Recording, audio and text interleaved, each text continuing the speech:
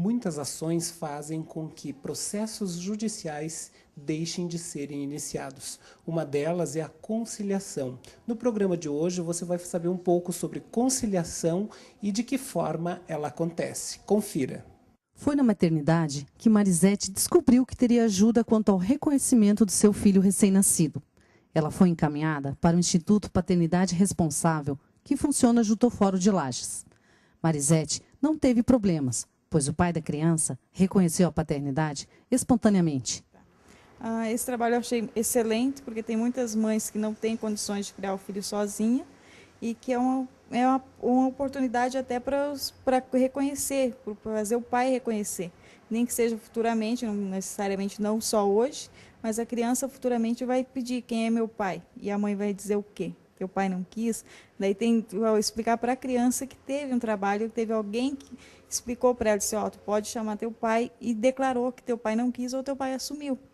É um trabalho excelente que até então eu não conhecia, mas eu gostei muito, porque tem muitas mães que vão ter que chamar os pais, que vai ter muitos pais que não vão querer assumir a criança, e assim eles vão ter declarado na certidão que não precisa, que a mãe veio atrás, mas o pai que não quis.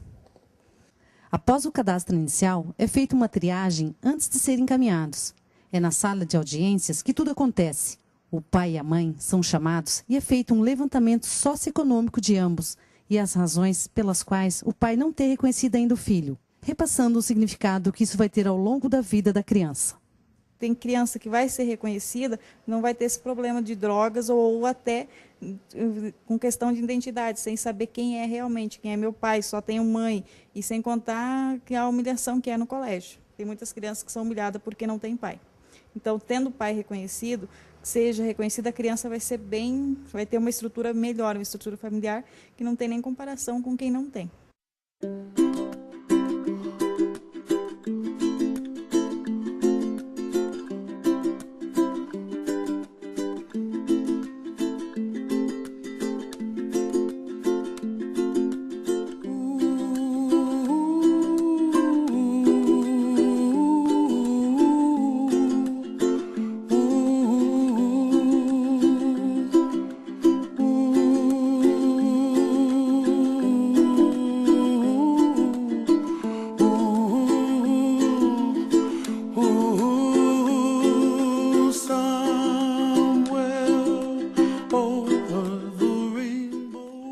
Em quase 6 anos, a equipe do Paternidade conseguiu mais de 630 reconhecimentos espontâneos da paternidade.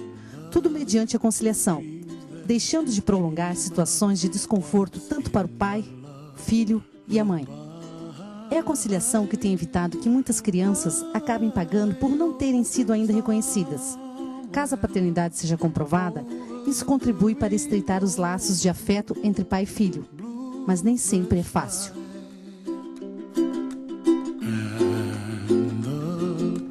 Dreams that you dream of, dreams really do come true. Ooh, someday you wish upon a star, wake up where the clouds are far behind. O intuito de realizar a conciliação como forma de composição de litígios configura a tendência das legislações modernas que trazem incutidos o princípio da celeridade, o que proporciona uma grande agilidade à realização da justiça, resguardando as partes litigantes dos desgastes que possam advir com o trâmite do processo. Bluebirds fly, and the dream that you dare to, oh why, oh why. Muitas são as dificuldades e, na maioria das vezes, por falta de informação. Diversos casos, do mais comum ao complicado, passam pela conciliação. Se o suposto pai é casado e este negar a paternidade, surge aí uma dúvida. Se for o caso, o Instituto encaminha o casal e a criança para o exame no laboratório, custeado pelos pais. What a wonderful world. Well, I see skies of blue and I see clouds of white and the brightness of day. I like the dark and I think to myself,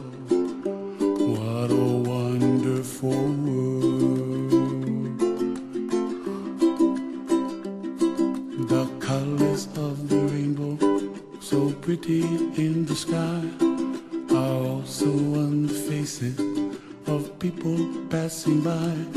I see friends shaking hands, singing, how do you do?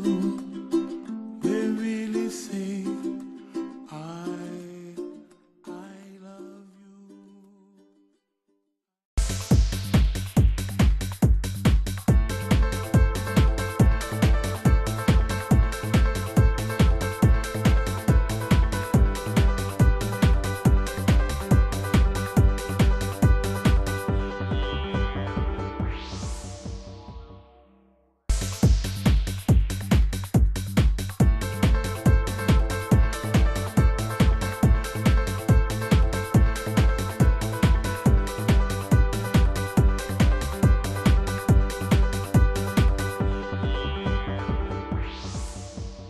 A Rita Lang, conciliadora da Vara da Fazenda aqui de Lages, vai contar para a gente como é que funciona esse trabalho de conciliação.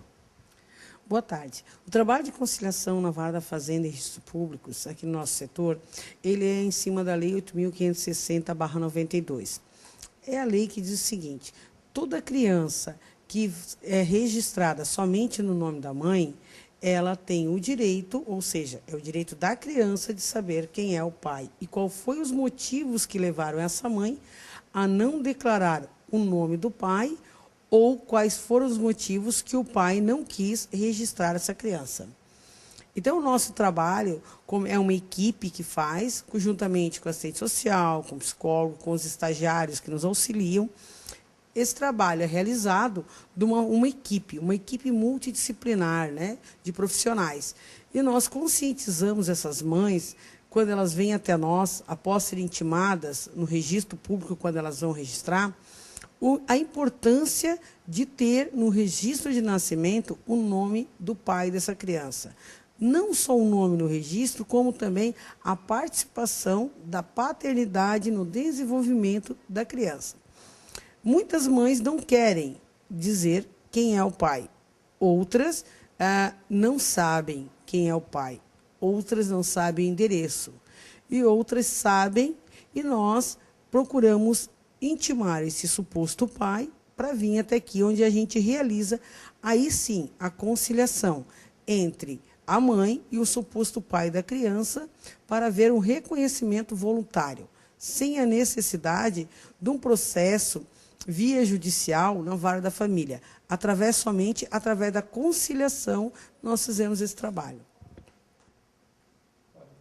As audiências de conciliação, independente da vara onde acontece, de qual setor, todas elas, qual é o maior objetivo? É fazer com que as partes resolvam o seu processo judicial, não sendo necessário prorrogar esse prazo, ficarem 1, 2, 3 vezes vindo ao fórum.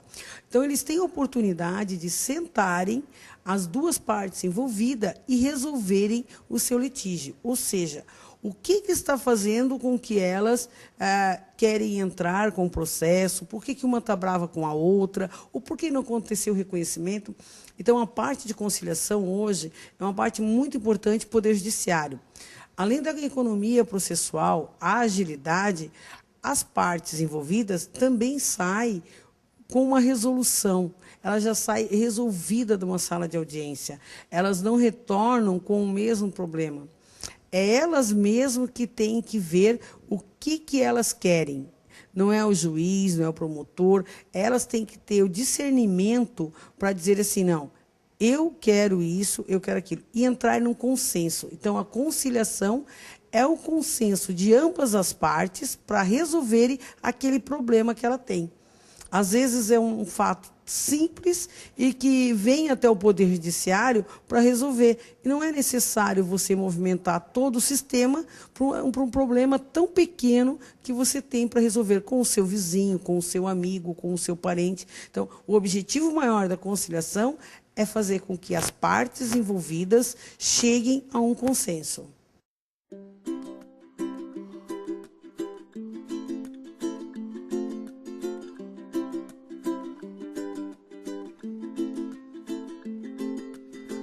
No decorrer da audiência, acontece de o pai se manifestar, tendo a certeza de ele ser o pai.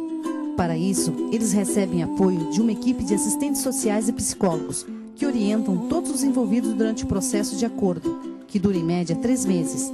Na justiça comum, um caso desses, em geral, demora mais de 3 anos.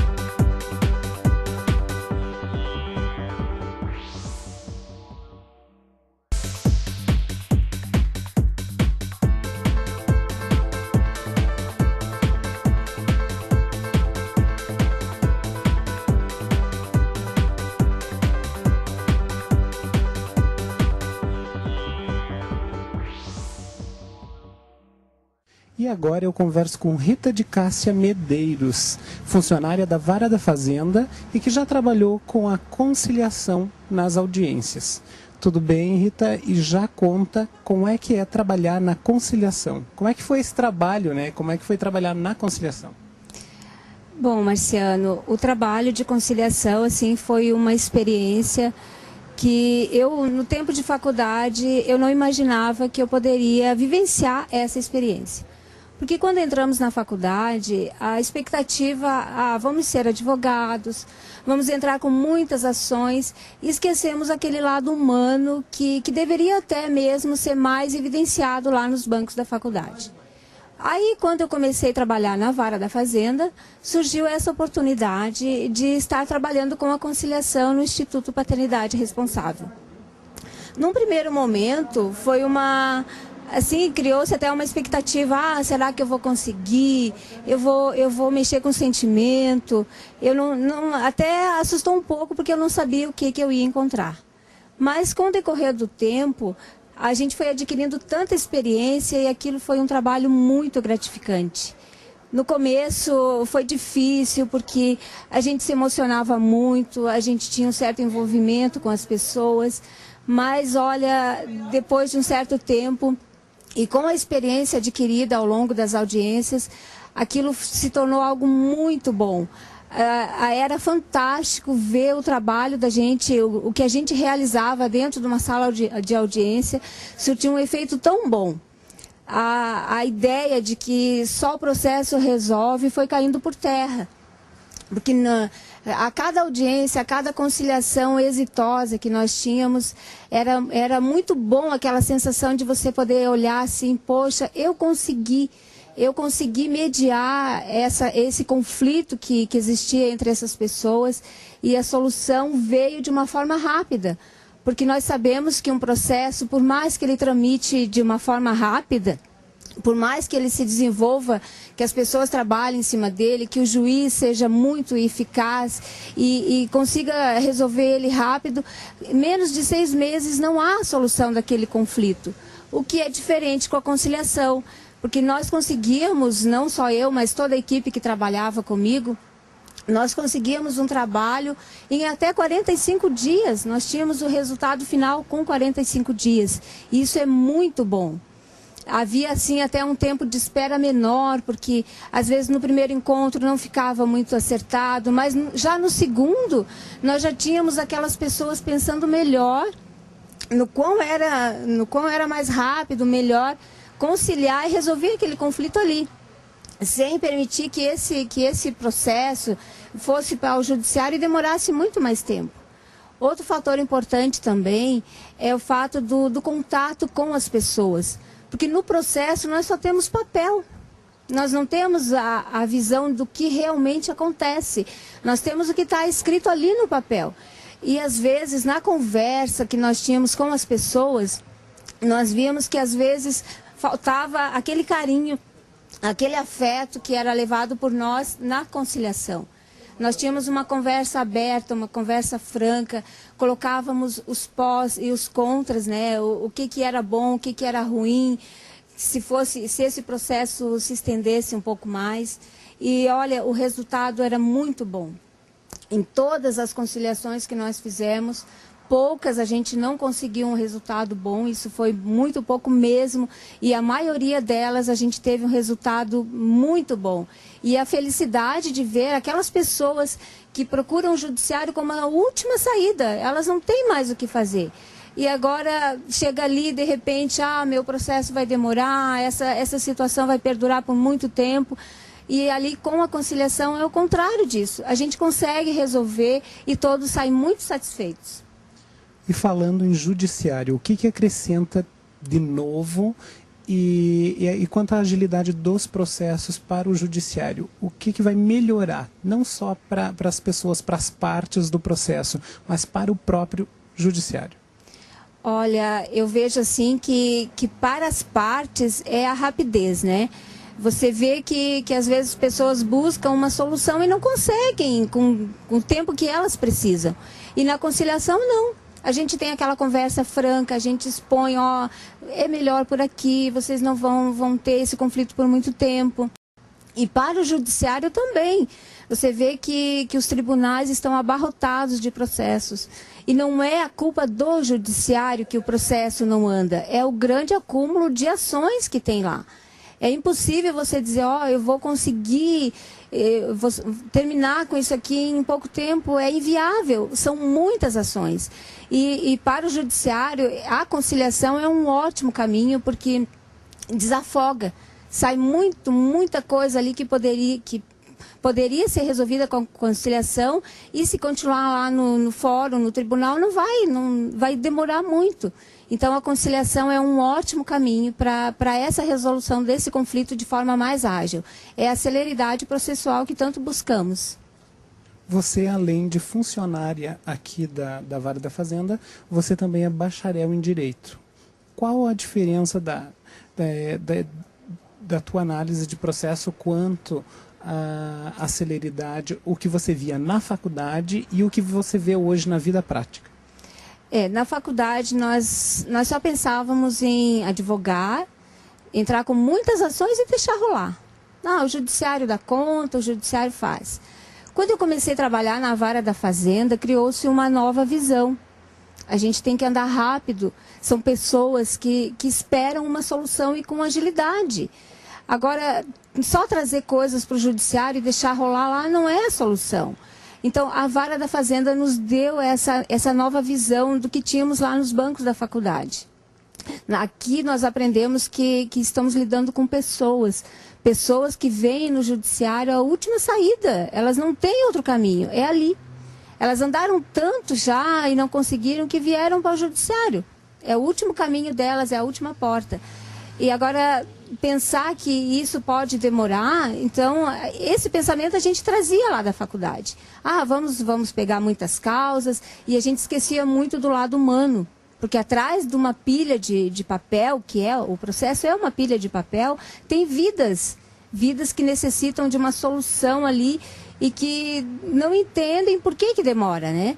E essa visão nos foi trazida aqui no trabalho junto na Vara da Fazenda, que a gente tem que pensar como se aquele procedimento fosse para nós. E isso nos torna profissionais mais capacitados. A gente faz, tudo que a gente faz aqui, a gente faz imaginando, mas se fosse eu, será que eu ia gostar que isso aqui demorasse? Então a gente tem esse pensamento, e esse pensamento foi adquirido aqui na Vara da Fazenda. Neste terceiro e último bloco, você vai acompanhar comigo um documentário produzido pelos nossos amigos e colegas da Futuri Vídeo Produções. E ele vai contar um pouquinho sobre a história do Instituto Paternidade Responsável e a relação entre pais e filhos. E eu convido você a assistir os nossos próximos programas.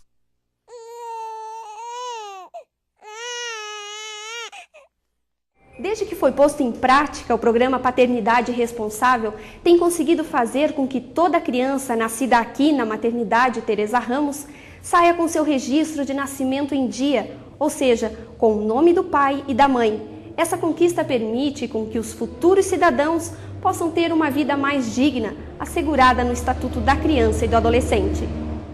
Em decorrência do grande número de crianças que nascem no município de Lages e tem o registro apenas em nome da mãe, levou-se à criação do programa Paternidade Responsável, com o objetivo de conscientizar os supostos pais a assumirem o seu papel. Eu acho que o papel central do pai, realmente na família, é proporcionar, ser o provedor, ser o auxiliador e indicar o caminho a ser seguido para os filhos, né? O que eu entendo por responsabilidade de um pai é isso, passar educação, responsabilidade e respeito aos outros e a si mesmo. Quando a gente não assume, o mundo está aí fora para assumir as drogas, o roubo, a criminalidade.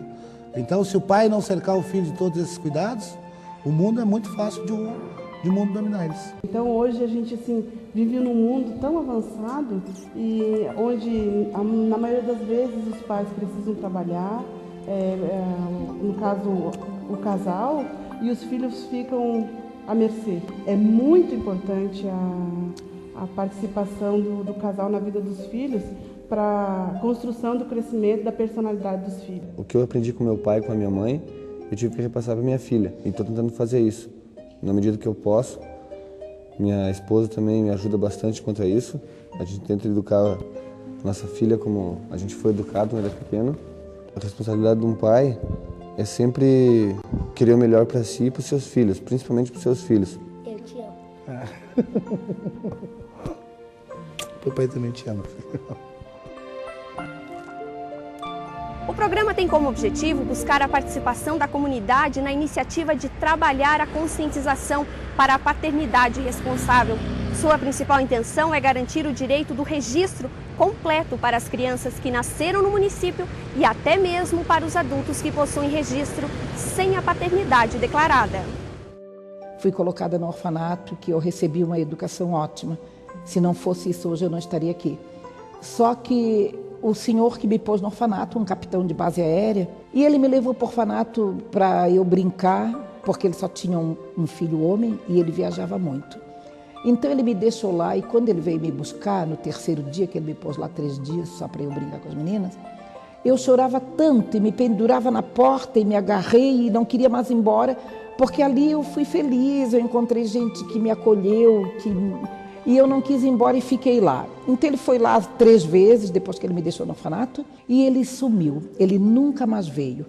Ele não disse aonde que ele me achou, se ele me tirou de uma maternidade, que se me colocaram na porta, nada. Ele não disse nenhuma referência, ele não deu uma data de nascimento, não disse se eu era batizada, nada. A única coisa que ele deu foi o nome Elza Santana. E eu fui crescendo no orfanato assim, sem data de aniversário, sem referências, né? Com uma angústia enorme, me perguntava, quando eu era bem criança, eu não me preocupava com isso, mas quando eu estava no primário, que tinha uma amiga minha, ela me dizia para mim, o que vai ser de você quando você sair daqui?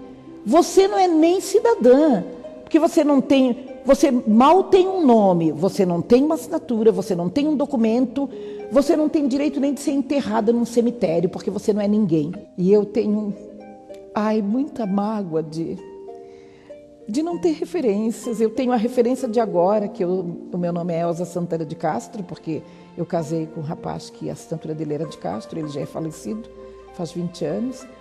E a família que eu tenho é essa, a família do meu marido.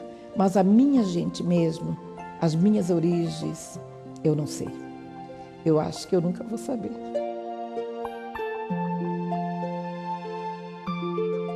Nós temos uma cultura milenar onde o papel do pai era visto apenas como provedor. Mas nas últimas décadas, as pesquisas, os estudos têm nos mostrado a importância do pai ao lado da criança. Meu pai morreu, eu tinha 1 ano, mas eu tenho o meu padrasto que eu sinto ele como meu pai, amo ele muito, chamo até ele de pai, só que eu sinto muita falta do meu pai. Pai, pode ser que daqui a algum tempo. Eu queria dizer que o pai é a coisa mais importante na família. Eu amo meu pai, tenho 12 anos, mas ele sempre brincou comigo. Eu não tenho meu pai, mas eu tenho minha mãe que me ama muito e eu amo muito ela. Meu pai sempre diz que a gente não deve ser pessimista, egoísta ou se achar um metidinho porque é pobre ou é rico, mas eu amo meu pai. Tô tentando viver. O pai também te ama. Pai, você foi meu herói, meu